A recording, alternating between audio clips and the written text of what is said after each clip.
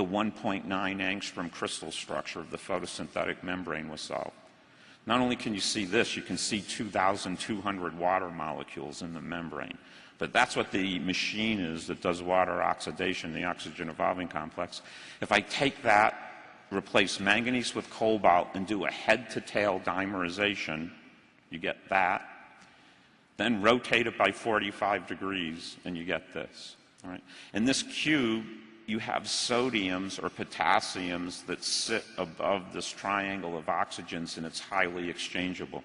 In the OEC, this is a calcium ion. So structurally, it's very akin to the photosynthetic membrane. What is it in terms of catalysis? You can talk to Dave Britt at UC Davis, actually, one of Jim's colleagues in chemistry. And Dave is an expert at EPR spectroscopy. And so we can actually run the catalyst and then go and take the EPR. And what you find is when you're at potentials below water splitting, so that's 1.03 volts, it's all cobalt-2.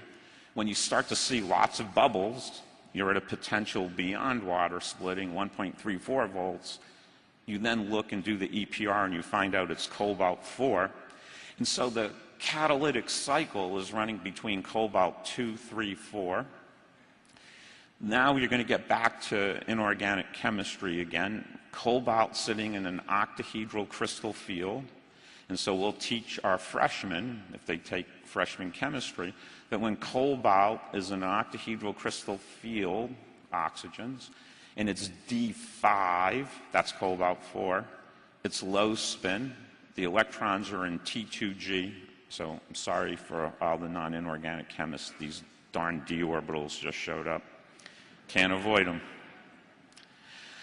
So there is D5, then you go to D6, cobalt-3, low spin, but we teach our freshmen when you go to D7, high spin, you put electrons in the EG orbital, and that's metal ligand antibonding. So by definition, this catalyst has to be unstable. It is. You watch the catalyst when it's operating, it's stable. But as soon as I take the potential off, I make oxygen, the system relaxes the cobalt-2, and cobalt starts showing up in solution. You can make the catalyst out of radioactive cobalt, cobalt-57, and you can just look for reactivity in solution. And then we can turn on the potential, and then it re-self-assembles. Those clusters take the cobalt from solution, re-self-assemble, keeps churning away. You can actually turn the thing off, leave for 2 weeks, all dissolves in water, turn the potential on. Within an hour, it all goes back on the electrode and just starts working again. So it's ultimate self-healing machine. You can run this out of any water source. So regular oxide catalysts decompose immediately if you use the Charles River. You too will decompose if you swim in the Charles River, so don't do it. But as soon as this catalyst, because it's self-healing, you don't form biofilms and you don't get this corrosion problem. It's always self-healing. So you can use any water source. You can take a puddle off the ground if you want, and you're good to go as long as you have sunlight. Why is it stable here when it's operating?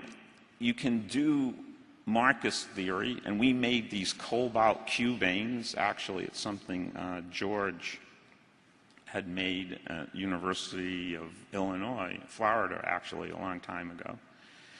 And so what you have right here is the cobalt cube. Remember, we're at cobalt-4. When I'm at 1.34 volts, I'm at cobalt-4.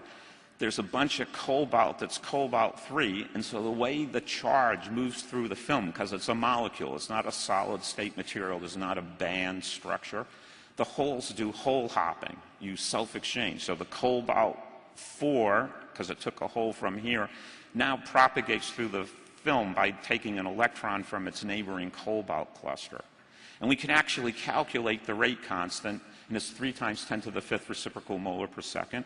So when the catalyst is operating, the charge is sweeping out through the film fast enough relative to dissolution. So that's why it's stable. And only when you go to open circuit potential does it dissolve.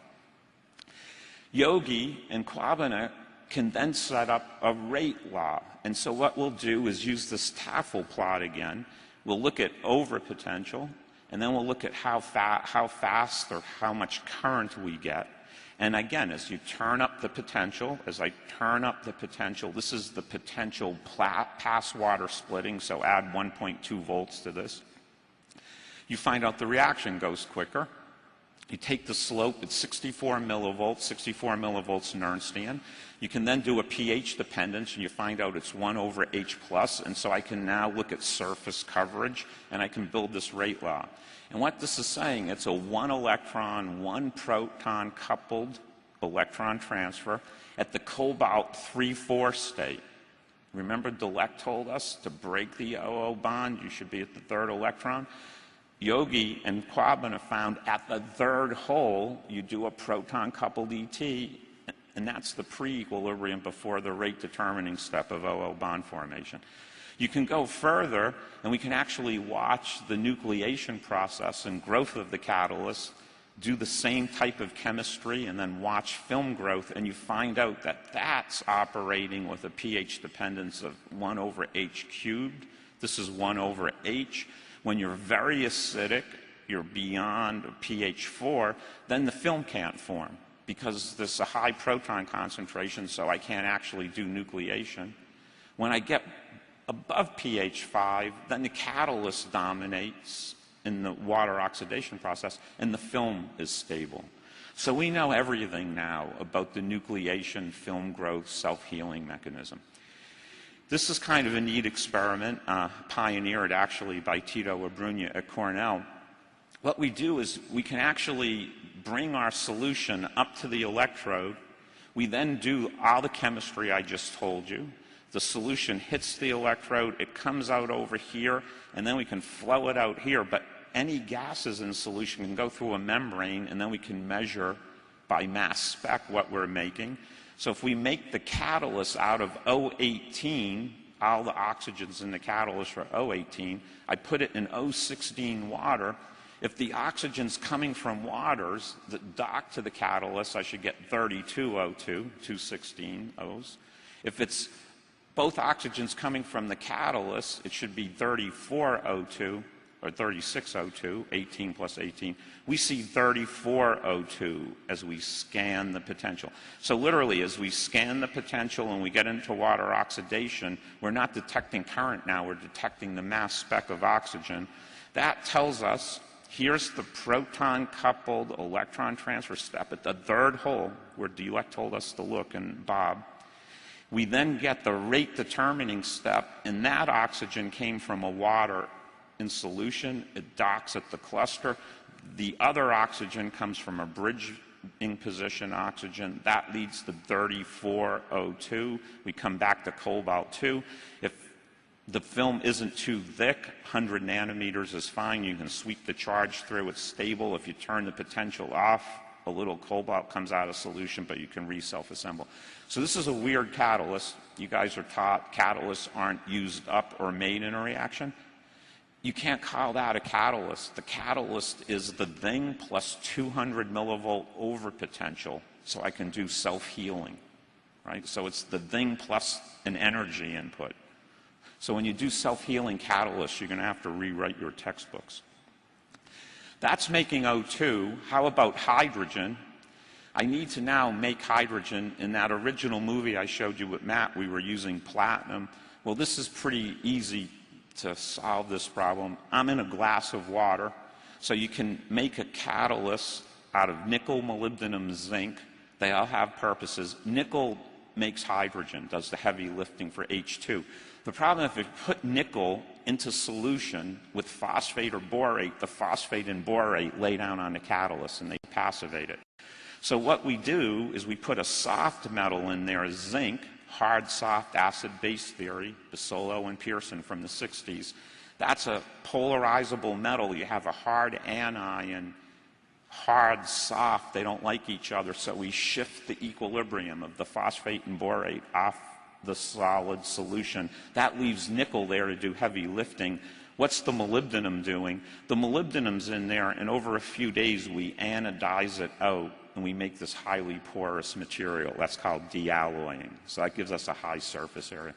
This stuff works great at 35 millivolt over potential. 35 millivolts past the hydrogen couple. We can run it 1,000 milliamps per centimeter squared.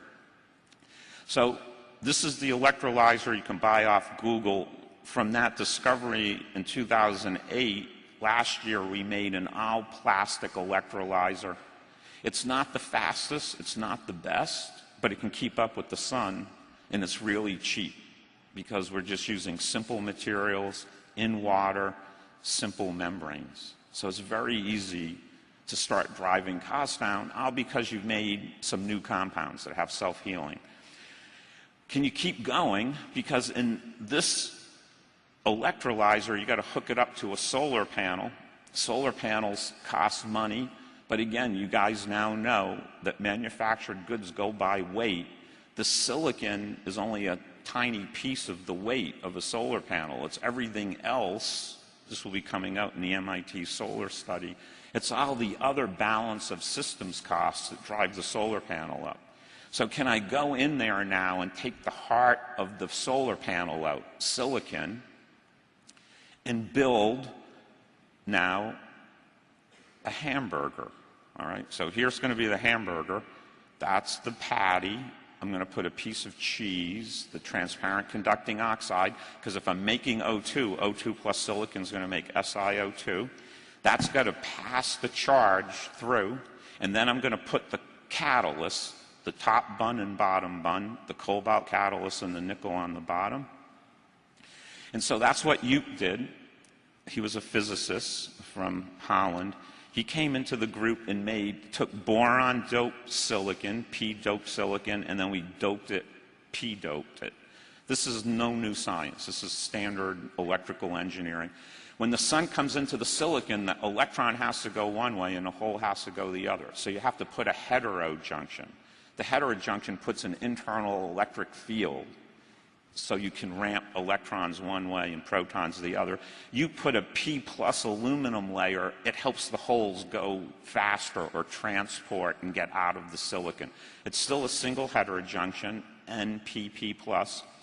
A single junction of silicon puts out 0.7 volts.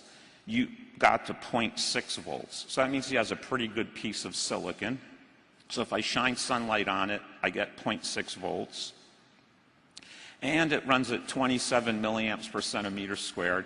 I told you on the sunniest days, your 300 watts per meter squared, 300 watts per meter squared will come out to 30 milliamps per centimeter squared.